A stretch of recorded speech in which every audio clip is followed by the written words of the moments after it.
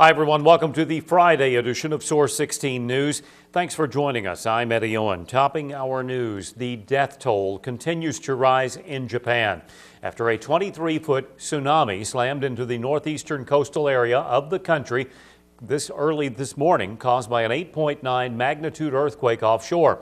However, several Hopkinsville factory workers in Japan are reportedly safe.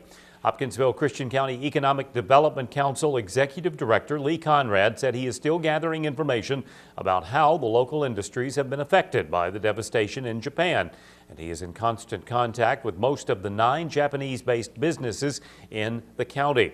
Conrad says so far no one associated with the Hopkinsville factories have been injured as a result of the tsunami, adding that his thoughts and prayers go out to his Japanese partners. The executive director told Source 16, "Their safety is my #1 concern." Hopkinsville and Christian County officials are currently working with other companies to offer support and assistance following the devastating effects of the tsunami. In the Source 16 viewing area, Marshall County has 1 Japanese-based plant in Calvert City. Callaway, Graves, and Hopkins counties do not have any Japanese plants, but economic development members say many local plants will be indirectly affected from today's natural disasters. Well, even one of our own Source 16 family members, reporter Marie Fainter, has been affected by the earthquake and tsunami in Japan. Marie's aunt lives in Tokyo, where she owns a restaurant. Marie and her family have tried to call her aunt, but have not been able to get in contact with her. According to reports, the record 8.9 earthquake brought Tokyo to a standstill as highways and rail lines were halted and flights at the airport were suspended. But the city reportedly received light damage compared with the devastated swaths of the Northeast. Meanwhile, back here closer to home, a lot of people think with all the earthquake activity around the world, we're long overdue for a huge quake on the New Madrid Fault. Just this week, there have been 4 earthquakes recorded on the New Madrid Fault, from a 1.6 magnitude near New Madrid, Missouri, to a 2.7 magnitude south of Anniston, Missouri. Another 1.7 magnitude earthquake was reported northwest of Ridgely, Tennessee on Sunday, and a 2.3 magnitude earthquake shook Marson, Missouri. Well, this Sunday marks daylight savings time, so remember, before you go to bed Saturday night, to spring forward and move your clock ahead 1 hour. It's also a good time to change your smoke alarm batteries. Kentucky Fire Marshal William Swope says using the beginning of daylight savings time as a reminder to change the batteries in your home's smoke detectors can be a life-saving habit. According to Swope, surveys show that as many as 50% of the smoke detectors in American homes have dead batteries. The National Fire Protection Association urges residents to install smoke alarms in every bedroom and on every level of the home. Test alarms each month by pushing the test button and replace batteries in all smoke detectors at least once a year. 2 Western Kentucky residents are among the governor's appointments to boards and commissions this week. Governor Steve Beshear appointed an associate professor of education at Murray State University, Jacqueline Hansen of Murray, to the Reading, Diagnostic, and Intervention Grant Steering Committee. Hansen represents university professors with expertise in reading and illiteracy and will serve a term ending May 16, 2012. And a self-employed plumber, James W. Gibson of Benton, was reappointed to the State Plumbing Code Committee to represent the Association of General Contractors of America. He'll serve a term expiring January 31st, 2013. Well, a special reception was held last night at the James E. Bruce Convention Center to recognize over 30 Christian County Cares 2015 donors and stakeholders. Chairman David Patazik updated attendees about current donation levels. We have exceeded our goal with $810,000 in cash pledges to date.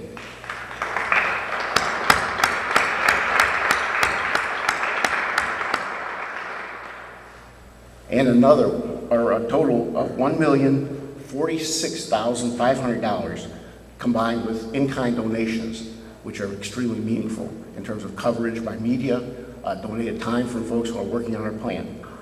That's absolutely huge. So I think the answer is yes, our community does support us. They have rolled out financially to put their money where their mouths are, so to speak. Jenny Stewart Medical Center donated the highest amount so far, pledging to donate $50,000 each year for over 5 years. And our board is leading our hospital in this effort. And they did that based on the knowledge that those things that work to grow our community helps our hospital grow. Those things that we do as a community that support our schools also help support the quality of workforce and the credentialing of the people that take care of our patients on a day-to-day basis. In addition, the second highest donation level came from Planters Bank, which pledged to donate $10,000 each year for over 5 years. Well, hundreds of Hopkinsville residents turned out last night to this year's Youth Art Month exhibit. The Young Masters exhibit features artworks from over 200 Christian County students in public, private, and home schools. The local masterpieces included one-of-a-kind drawings, watercolors, collages, and photography. A reception and recognition ceremony was also held in honor of the local students. Pennyroyal Arts Council member and Education Committee Chair Maggie Selvage explains why it was important for the Arts Council to showcase local talent. Well, it's a yearly project that the Arts Council sponsors, and they ask all the local art teachers to submit works from their students. So this is a representative showing from the students at each of the local schools. You know, every child in the school is not represented here, but the ones that the art teacher chose are the ones who are hung here. Selvage adds she is very impressed with this year's artwork. I think it's great. I mean, it's just really impressive.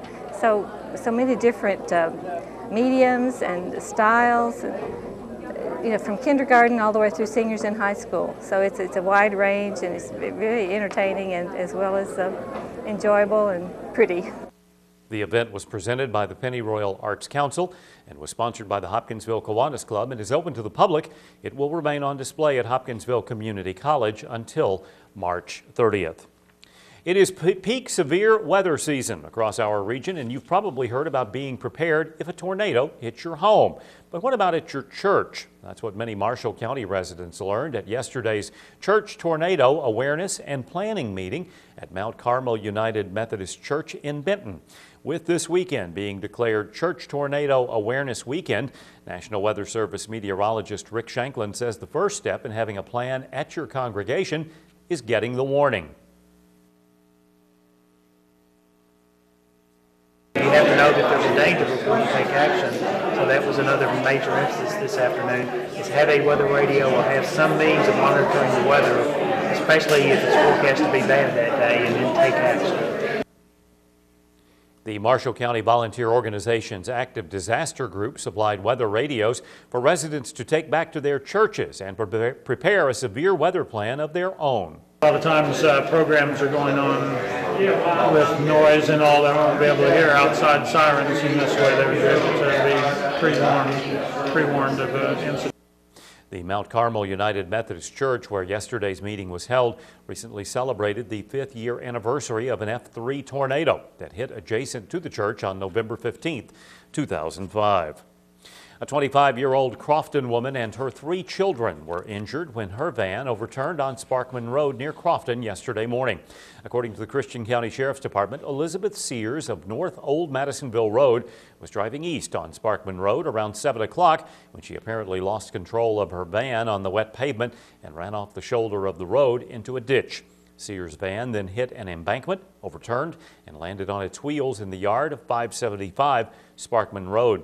Police report Sears and her 3 children, 5-year-old twins Matthew and Morgan Wicks and 4-year-old Alex Wicks, were transported by ambulance to Jenny Stewart Medical Center for treatment of injuries. Some Department of Energy employees might soon have compensation and their medical expenses paid for after being exposed to toxic substances. Kentucky Representative Ed Whitfield of Hopkinsville and Colorado Representative Jared Polis have teamed up to introduce a bipartisan measure which would provide medical care for these individuals. The legislation would require the president to establish an advisory board on toxic substances and worker health responsible for overseeing a program known as Part E. Part E provides eligible employees with compensation payments of up to $250,000 plus medical expenses for health conditions as a result of having been exposed to toxic substances while working for DOE. The second bill introduced will allow survivors of family members who file claims under Part E but pass away before their claims are approved to receive the full benefit that would have been awarded. Well, if you noticed the lights in the sky in Hopkinsville last night, you saw the Heartland Laser Tour, sponsored by Syngenta, a crop protection company. This is the second year for the national tour and its first time stopping in Hopkinsville. Truck's been making several stops over the last week or so, and they've been coming to different farming communities and putting this laser light show up, highlighting and showcasing some of our fungicide brands, which we are hoping to get some recognition for. Syngenta also teamed up with Christian County High School's Future Farmers of America chapter to help promote education and innovation in crop protection. I think that we're going to get a donation for coming out and helping tonight, and we're not really sure how much it's going to be, but it'll be a really good benefit for us because I know there's a bunch of stuff coming up. We're trying to take an end-of-the-year trip for all the seniors and everything, and we also got state convention coming up that we need to pay for, and our buses and everything like that. The Heartland Laser Tour visits 20 different cities across the Midwest. Well, tonight's Mega Millions jackpot, $151 million. Saturday's Powerball jackpot is $54 million.